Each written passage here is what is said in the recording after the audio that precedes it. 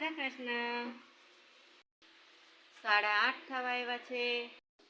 Good morning. મસ્ત મજાની સવાર થઈ ગઈ છે અને અહીંયા સરસ મજાનો મારો નાસ્તો પણ સાથે સાથે તૈયાર થાય છે તમારા બધાય માટે.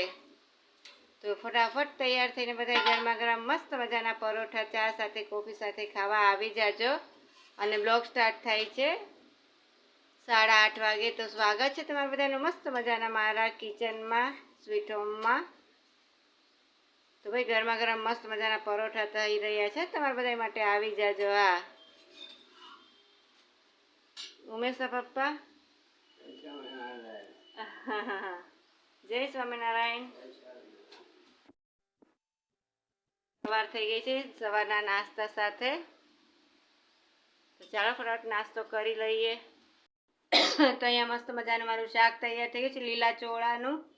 અને અહીંયા લોટ બંધાઈ ગયો છે. કોણ એને થોડીક વાર રેસ્ટ દઉં.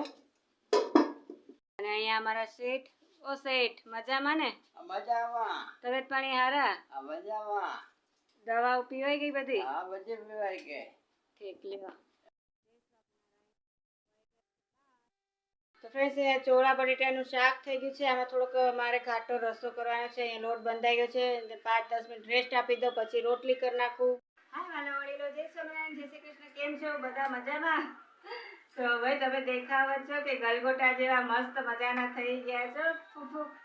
તો ભાઈ મારા બ્લોગમાં આવો એટલે ગલગોટા જેવા થઈ જ જાઓ ને, કારણ કે હું એ ગુલાબના ગોટા નહીં ગુલાબ જાંબુ જેવી છું. તો બસ 12:30 વાગ્યા છે. Good afternoon. અને રસોઈ મારી થોડીક થઈ છે, થોડીક બાકી છે. રસો બળી ગયો એમાં. મમ્મી સાથે વાત કરતી હતી ને તો કંઈક ખ્યાલ ન ક્યાંક એવું થઈ જાય. તો હવે આનો પાછો રસો કરવો પડશે જાડો. અને લોટમાં પૂણી આવ્યો છે એટલે રોટલી ફટાફટ કરી નાખું. અને કચુંબરમાં છે ચીપડા છે એને સુધારવાના છે, કાચી કેરી છે એ સુધારવાની છે. મસ્ત મજાની ફટાફટ રોટલી કરી નાખું એટલે બધા બેસી જાજો જમવા.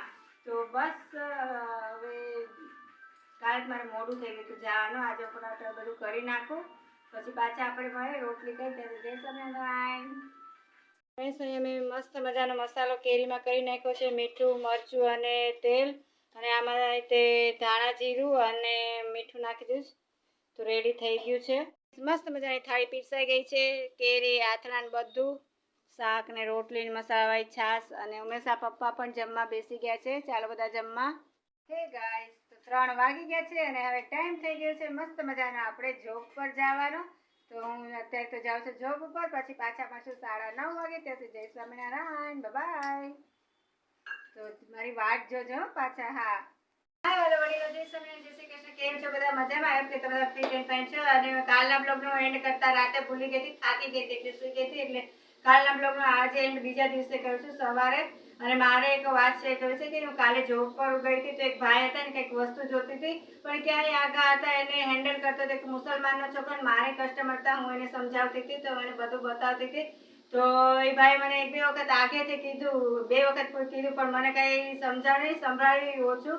તો એ ભાઈ કે માસી કે નો કંઈ સમજાતું હોય ને કે તો ઘરે રહેવાય, ઘરે બેસાય. અને મારી ડગરી તો ગઈ પગ નીચે જમીન ન હોય કે એવું તો મને આમ ઝટકો લાગ્યો. મેં કીધું આવા માણસો પડ્યા. તો મેં કીધું ભાઈ શોખ કોઈને નથી થતો કે અહીંયા આવીને બેસે ને અહીંયા રહે. મેં કીધું કોઈને જરૂરી હોય તો જ અહીંયા આવતા. તો એ ભાઈને એની ભૂલ સમજાણી.